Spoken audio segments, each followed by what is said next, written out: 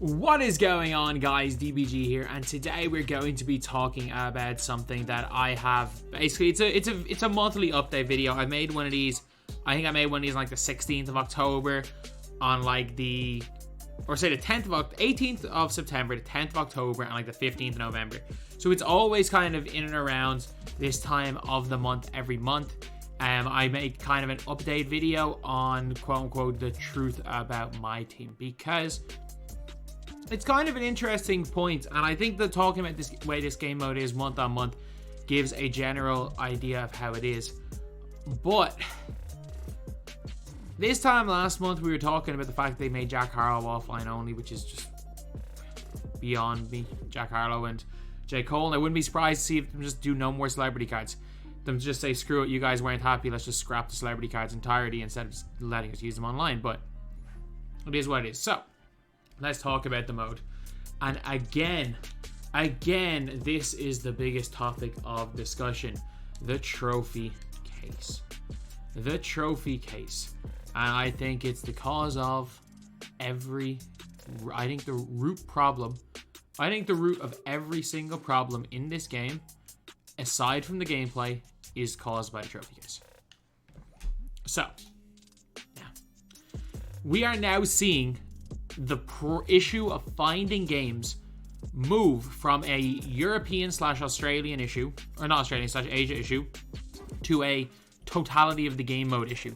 Americans aren't even able to find games anymore. It's become a huge issue worldwide, which means that somehow there are less people playing this game. I actually just want to check Google Trends. I do want to check Google Trends right here.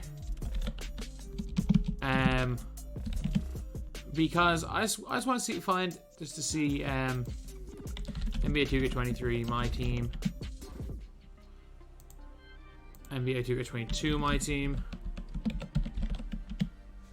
and search for the past 5 years worldwide. So NBA 2k21 MyTEAM, NBA 2k20 MyTEAM. Okay, so I've looked at the past couple of years, and it's clearly at a really low point. And the scary part is that this time last year, I'll show you guys the difference in trends this time last year at the first week of season 3, which was actually like clutch time when it started, which was a huge positive. So I'm going to show you guys the scary trends. The scary trends of this game. So these are the trends. Obviously, you can ignore Pandemic 2K20. That doesn't count. But if we look at NBA 2K21, early December was at 24. We are now at 16. The peak of this year was 18. Other than launch, 18 has been the peak of this year. If we look at last year, Halloween, or end of this month, was at 26. That's out of 100. Like, there's a 10 difference in 30. The mode is at like a 30-ish%, more than 30%. What am I talking about? It's almost twice as relevant last year as it was this year. And last year was down on the year before. Actually, no, sorry. Last year was slightly up on the year before. Obviously, it'll like have a decent Christmas period. That's just a given. But like, we were up at 26 and we were down at 15. So something obviously happened this year. And then the last week in November was at 23. Whereas this year, again, we have peaked at 18. And we have hit the lowest point of 9. That is the lowest point my team from the 6th to the 12th of November. I know this isn't that relevant right now, but that is the lowest point NBA my team has been in its current cycle ever. It's at its lowest point. So like, the relevance of this game is so damn low, it's not even funny. It's not even funny how low the relevance of this game is. It is in a rough spot. Even though the first week or so of the game actually did okay. Like, its launch was comparable to, for example, NBA 2k22. But it just kind of died, man. It just kind of died. So let's talk about the big elephant in the room, the trophy case. The trophy case, lads. So you guys are wondering, what am I going to blame on the trophy case? I'm going to blame the entire progression of this game on the trophy case. So, trophy case cards. And like, I'm going to say this right now. If your goal is to just get a card on day one and use that card the rest of the year and just play the game, I actually like the trophy case. I actually think the trophy, like, if that is what your goal is, trophy case is a great thing. If you like the trophy case for X, Y, or Z reasons, that's fine. But what it has done is it has massively screwed up the progression of cards. So what I mean by that is 10 half badges. Every one of these guys is 10 half badges. So we got these. You could get one of these cards on day one. You could get 5 of these cards and a 15 Hall of Fame badge Galaxy Opal in Season 1. We don't even have 15 Hall of Fame badge Galaxy Opal in the game right now. Like, is Paul George 15? Paul George is 12. Trae Young is 12. Like, we were genuinely getting, the way we were getting cards in Season 1, we were just getting them so good. But the reason why that affects up the whole progression of the game, and it's nothing to do with the cards. You can look at the trophy case in isolation and be like, no, it's a good thing we get these cards. But there is another issue that is caused by it. And that issue is that 2K are a for-profit company. At the end of the day, they are going to do whatever they can to make as much money from packs. And what they have to do to make money from packs is make cards in packs better than reward cards. Or even like lock-in cards, for example, of Tim Thomas. Keep releasing super packs so people can get their DeMar DeRozans. But that's basically what they have to do. And what that has caused them to do is release cards so much better in packs this year than last year. Like, it's not just, for example, the stats wise, because everyone's going to be like, oh, but like these cards last year had almost this many Hall of Fame badges. They had more Hall of Fame badges last year. The difference was there was more Hall of Fame badges in the game last year. And just for example, even let's go Season 2 rewards. I don't think I have Tim. Where even is Tim? But like, Tim Thomas is better than any card we saw last year up until Luka. Tim Thomas is a near perfect SIG player. The best player in NBA 2K22 at this time of the year. I'm going to look up updates right here. And again, as I always say it, is that like Derrick Rose this time last year would have been a top 3 point guard in the game. Him and John Wall, like loads of people, so almost everyone would have used Derrick Rose. Derrick Rose is in top 15 right now. There's that many elite point guards. He's not, probably not top 10, he's definitely not top 10. He's maybe not top 15. But I'm going to look at, say, the updates to NBA 2K22. So I know what Ty said. I know Ty was like, oh, Dr. J is as good as everything had this year. No, he wasn't. No, he wasn't. Because the difference between players this year and last year is that SIGs ruled all last year. So like Jimmy Butler couldn't even hold range extender in a game where you couldn't shoot as easily as you could this year from deep, and range really mattered for 2-guard. He had great defensive stats, but again, a card that's nowhere close to being as good as Jimmy we have this year. And the thing with Dr. J, everyone's like, oh, this Dr. J was God. He was good. Don't get me wrong, he was good. He had a Rudy Gay release on normal time, which is fine. A dribble style that made him unable to create. Like, slasher dribble style last year, like, because of how good quick and shifty you were, you kind of needed one of them. And that was kind of the issue with him, is that he just felt sluggish on the ball. And it was also the old Dr. J player build, which kind of sucks. This Bill Russell had one of the worst releases in the game. And you might be like, oh, this card was unbelievable. Do it at Session 17. Paul Larson was a freaking beast. He just, didn't have the handles for days. He was missing so many badges. So you might be like, oh, these cards were as good as last year. This year's cards, trust me, they weren't. The difference is that this year's cards have got the SIGs, whereas last year's didn't. I'm going to show you guys Tracy McGrady from last year. Tracy McGrady from last year, 90 speed, 90 acceleration, 93 ball, 86, like basically 80s on his defense, and he didn't have any defensive badges pretty much. You can only add a few to him. Let's take a look at Tracy McGrady this year. 94, 94, 85 plus in basically everything. 94 3-ball and has all the key defensive badges. Oh, wow. He doesn't have anchor. Last year, he had nothing on defense. 2866 total stats versus 2985. Oh, like 100 and something better total stats. So 2985 versus 2866. So like, you're like, oh, we had Tracy McGrady last year. No, we didn't have this card last year. Like it's actually mad. Like or even Hakeem, who was one of the 2 best centers in the game last year. This year's Hakeem is better than last year's Hakeem, and nobody's. I have Hakeem. Hakeem isn't even close to my squad. I have him untradeable. Giannis this year and last year is a night and day thing as well. So if you look at Giannis this year, Giannis first of all can play small forward, which is the most important thing, and has 3012 total stats. Giannis last year 2914. So 100 better total stats. And just look, like the speed is way better. The 3-point shot's way better. Sure, he had some shooting badges last year he doesn't have this year. But he can still get all the ones that matter, like catch and shoot, corner specialist. They're the ones that you really need.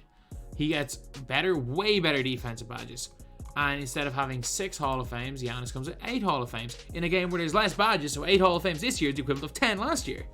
The cards we are getting are so damn good. And the reason for that is that 2K has to make pack cards better than reward cards. They don't yet have to make them better than the Dark Matters. They just don't have to do that yet. But every headliner has to be better than Jimmy Butler and all of those Galaxy Opals. They have to be. Every headliner now, if they're a small forward, has pretty much got to be better than James Worthy. Otherwise, people aren't going to look at them. Because all your players, all the target audience for headliners, already have the good trophy case cards. They already have their Westbrooks. They already have their Worthies. They already have their Jimmys. They already have their ADs. They might even have a Dark Matter. So you've got to make cards. They've got to make cards that like cater to them, which has just caused this massive power creep, leading to the like cards. I know Ty literally was like, oh, the pacing's been good so far. Cards are not only so much better this year than last year. It's like this time last year, I legitimately used to go out with. I had in my team when I got Gary Payton, my starting 5 was, I think it was like a free Steve Francis the 1, Amethyst Harden who was free at the 2, Amethyst what's his name at the 3, Miles Bridges or Mikal Bridges, the power forward, I think I had Sadiq Bey Ruby, and I had like freaking KG at the 5, or maybe I had like Batum, guys like that. But those are the guys that I ran last year, and my team was actually competitive last year. The issue is this year it's only diamonds and pink diamonds. Like diamond cards are now like 10k. You can get Gervin for 10k. Gervin, this time last year, Gervin would have been a top 3 shooting guard in the game. This year he's 10,000 MT. I still think he's the best shooting guard in the game just because he's my freaking player to hype up. But that's where the issue has been, is that like trophy case cards are now so good that unless 2K give us gassed cards, they're gonna suck. Everyone's gonna talk about them like they suck. So they gotta just give us gassed cards all the time, and it has led to the craziest pacing we've ever seen. And you can, if you're the type of person that just likes to go out there and cook with guys, so be it. But if you're the type of person that likes even like the tiniest bit of realism, it's done. We've already gotten to the stage where they won't even give us a Shaq because no one will use Shaq unless they give him a 3-pointer, and they don't want to give him a 3-pointer yet because they already gave Kareem a 3-pointer, Hakeem a 3-pointer, and like so what? So obviously, why would anyone choose Shaq over those guys that can shoot? But yeah, so that is one of the issues. That's one of the big issues with the trophy case. And the trophy case has been a direct cause of that pacing issue. Because again, season 1, there was the issue where cards and packs were useless compared to trophy case. And then season 2 is where they tried to make cards are now significantly better in packs than the trophy case. I'll just say that much, they are. But that is an that's just kind of affected up the pacing, in my opinion anyway. Compared to how I think it should be. Some people actually just want to get better cards with gas sigs from the get-go. And if you're the person that wants that as early as possible, the pacing's actually been improved. For me, as someone who likes a little more realism, at least I would like to play like 5 months of like realistically, play this game for 10 months. I would like for it to be 5 months of realistic, somewhat realistic play, and then 5 months of fantasy play. But it's kind of gone this year, like 3 weeks of realistic play and 10 months of fantasy, but some people prefer that. The takeover cards. I don't know what they were doing last week. They just forgot to give us Sharif Abdur-Rahim. Sharif is insane, though. I'm a big Sharif Abdur-Rahim fan. But what are they doing with these Friday takeover cards? Brook Lopez is a trash can. Like, I'm sorry. Brook Lopez is a legitimate trash can. I genuinely heard people defending this guy. Like, no. No, there's no devil's advocate. There's no defending this absolute trash can. Do you want to know who Brook Lopez reminds me of? Andrea Bargnani. He is not very tall. He's a tall-ish.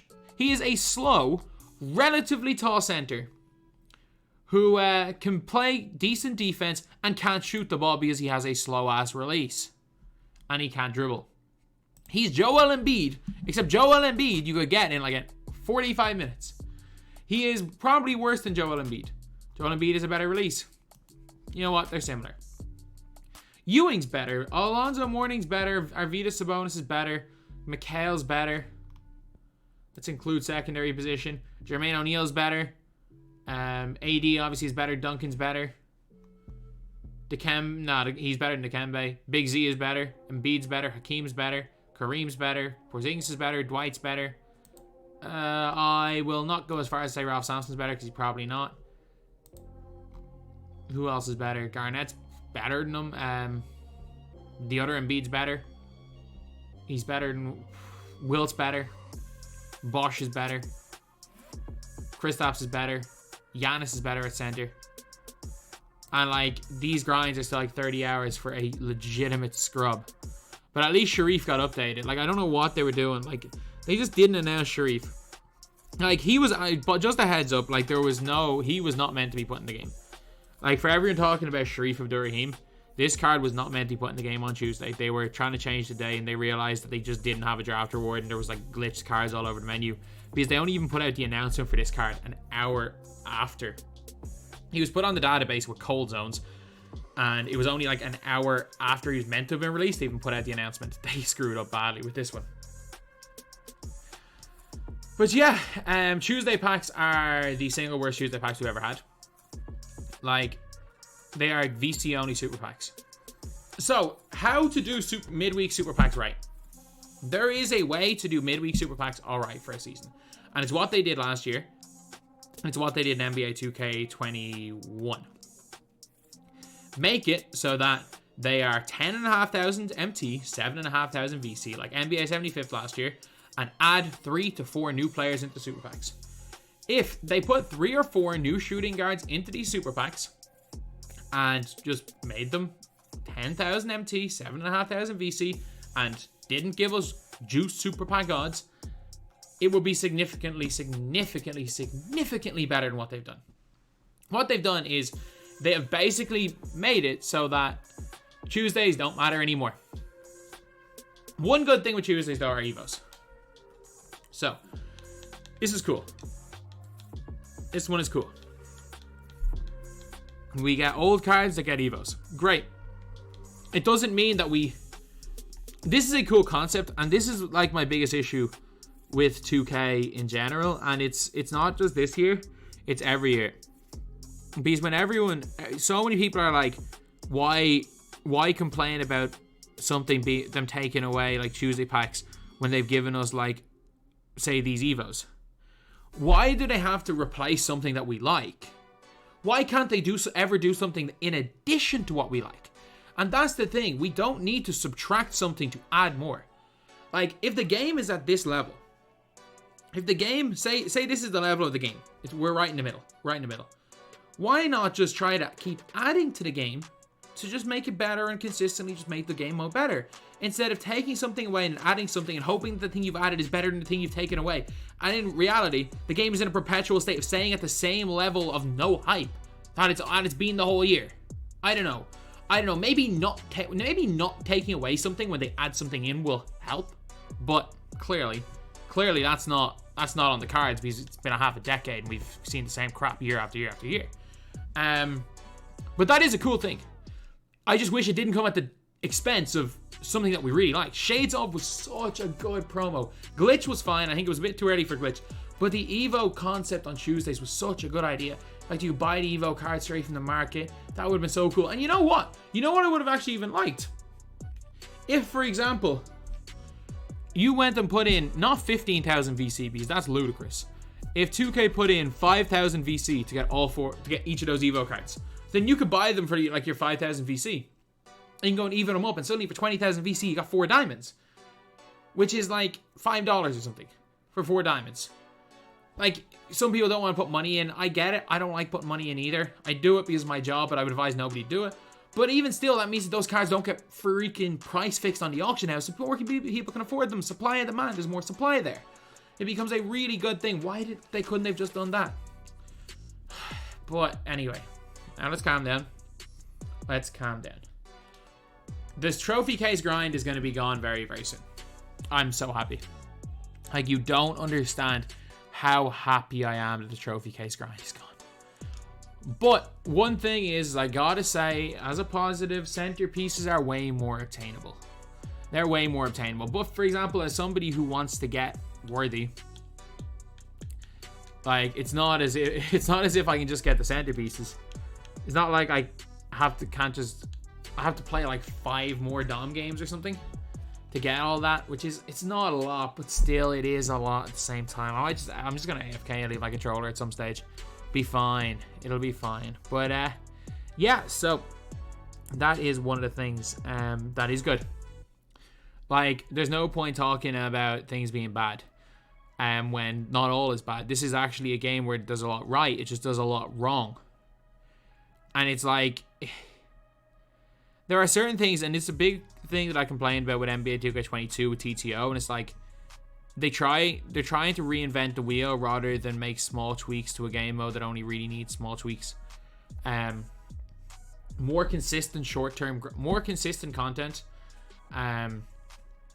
is realistically what my team has been crying out for. More daily content, a reason to log in daily. And I'm sorry, XP is not, I wouldn't consider that daily content. You look at FIFA, they get an SBC, they get objectives, they get team of the weeks, they get all these things on a daily basis, whereas in 2K, a lot of it is just stuff for a half badge. I couldn't give a damn about a half badge. I know a lot of people couldn't give a damn about a half badge.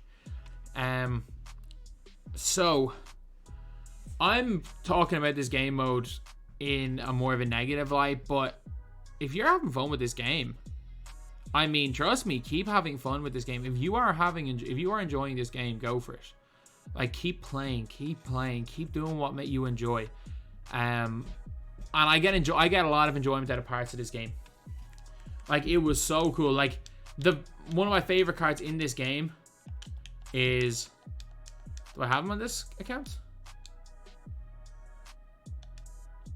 Okay, kicked out, whatever. Is Andrew Nembhard.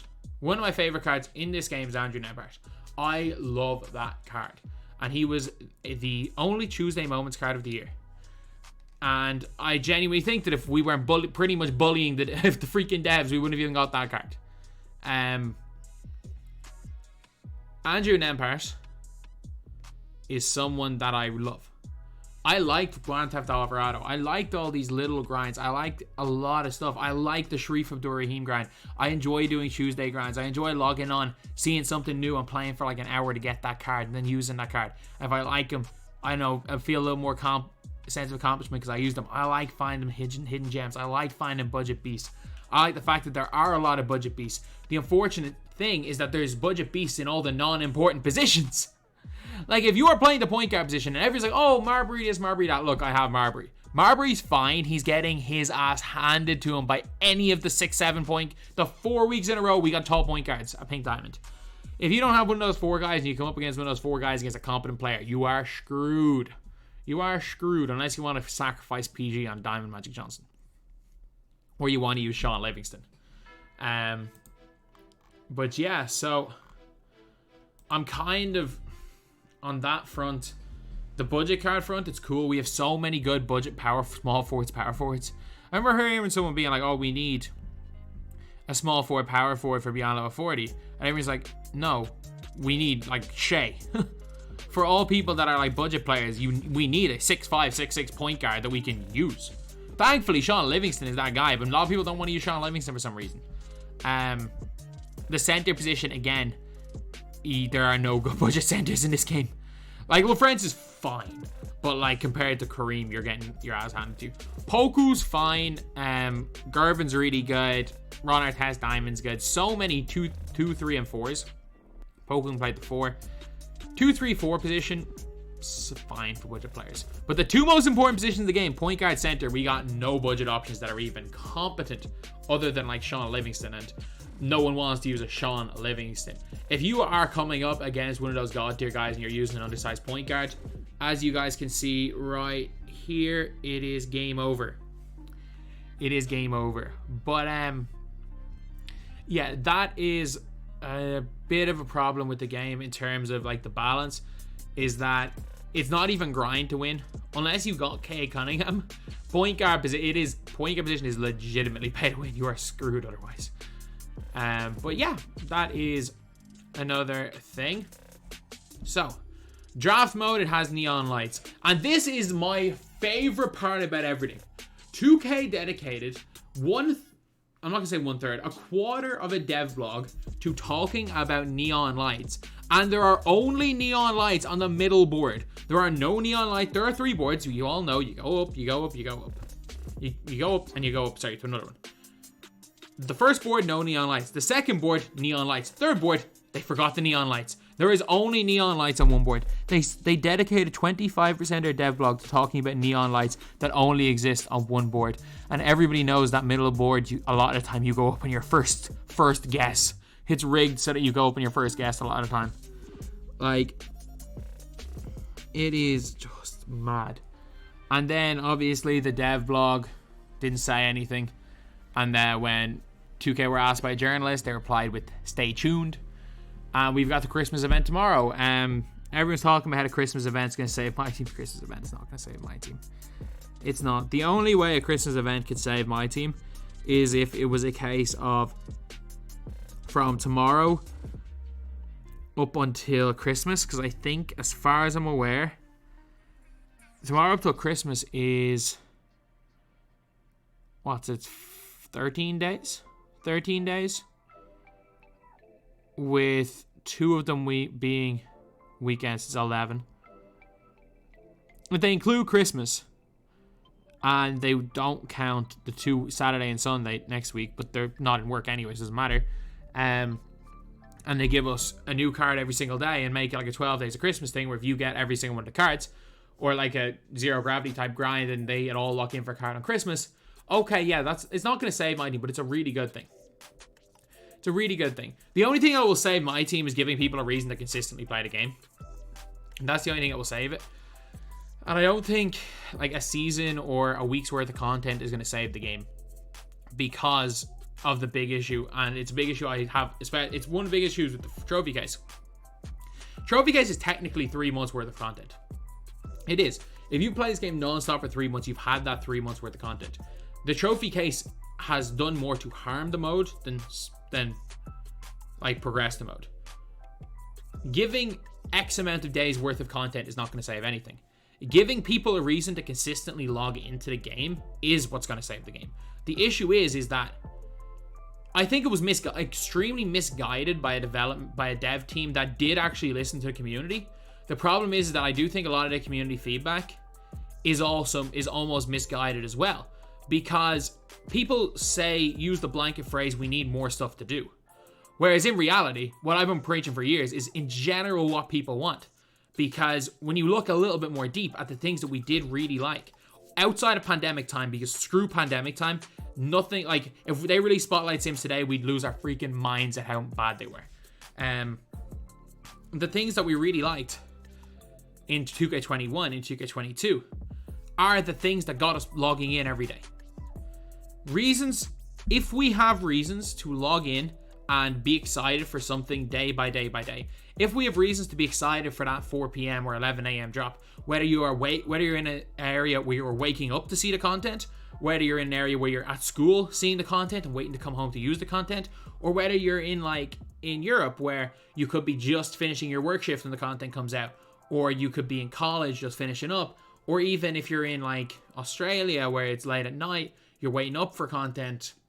If you're in Eastern Europe, you're just coming home from work when the content comes out.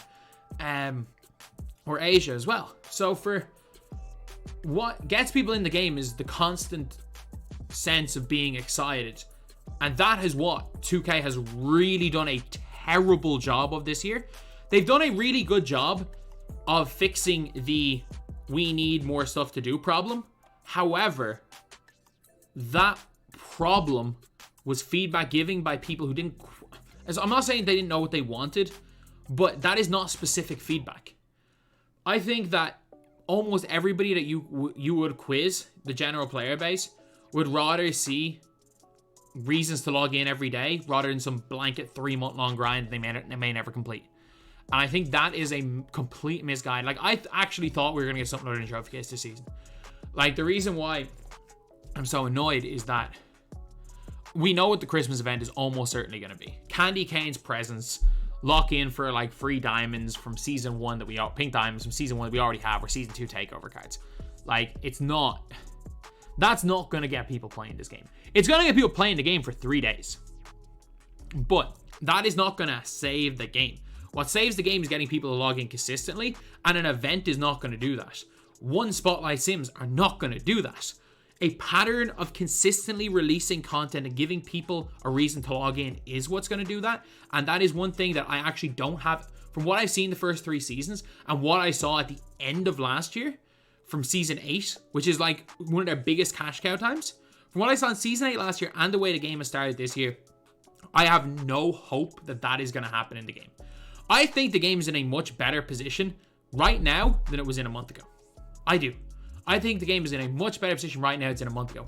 But the mode is actually at almost a lower point than it was a month ago, which is kind of crazy. A month ago, the mode was at a higher point than it is today. For the first time ever, whereas normally December is when the game mode starts to really pick up because it's after Black Friday, we didn't even get a Black Friday boost this year. We didn't even get a Black Friday boost in 2K23. That is how few people give a damn about this game mode. But I got no hope. I got no hope. And is this game mode bad? No. It's not. It's not. But the issue is that the way that this mode is made, the types of players this mode is made for are 2 types of players. Players that don't ever touch the game online and will just do the short grinds and only play offline, or the people who know life this game. Because if you're just an offline player, this game's great. 2K's always been great if you're an offline player. Let's not get it twisted. If you're just an offline player, 2K every year has been unbelievably good. Let's not get it twisted. If you're that type of player, which I actually think from this right here, from the community hub, I actually think the majority of people are offline players. So I actually think for the majority, it's probably a decent game mode. But the hardcore players are almost all starting to burn out of this game, which is why you're seeing less and less people play online. People are being like, oh, they patched AFK so you can't find games. That was not an issue. AFK, like, I don't understand how people were simultaneously saying, oh, AFK is not an issue because you never play AFK people, and now saying, oh, getting rid of AFK is the reason why nobody can find games. Like, how can you never... It's not that. It's the people that were sweating their ass off in this game to stop playing Unlimited and stop playing the game. It's a simple reason. It's a simple reason that, like, there's something in this game that feels really off. There is. And everyone that's playing this game almost everybody. I hate using the phrase everybody, and I do apologize for giving an opinion for people that aren't myself.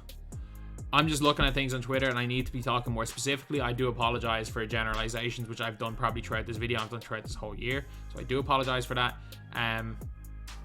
I'll try to do less of them, which I just did right there. But from what I've seen on Twitter, a vast majority of people just feel like there's something wrong with this game. Because if you look, the Thanksgiving event is better than we saw last year. The Christmas event is going to be significantly better than last year's Christmas event. I think that the one common denominator in all of this, the one common denominator in every complaint is some sort of things don't feel right. People are like, the hype's not there, I'm burnt out. All of these reasons to not like the game are all caused by this. Because if you ignore this, if you just ignore the trophy case, people are like, oh, why wouldn't you engage the trophy case? Because if you pretend like the trophy case doesn't exist in this game, you know what you get? You get moments content, you get all the Tuesday takeover grinds, you've got this consistent new cards. You don't need to worry about these trophy case cards coming in the game since day one. You've got a much better gaming experience. This is a much better gaming experience if you pretend the trophy case doesn't exist. I'm not even joking. This is a significantly better. If you play this game like it was for old, where you just go and complete the short challenges, and you go and just play unlimited in these game modes without going to complete them, just to play them as a video game, this game mode's a 100 times better experience. And that is actually, if you are miserable, my best piece of advice to you guys is to actually pretend the trophy case doesn't exist, because I don't hate this game. I don't. I think there's something really off with it. I blame the trophy case for almost every negative in this game.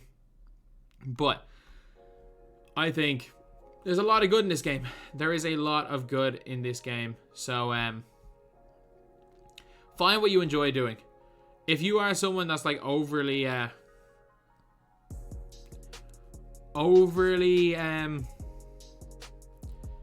like you're burnt out or you're overwhelmed, just pretend like trophy case doesn't exist. Trust me, you'll have more fun. Thank you guys for watching. Please like, comment, and subscribe.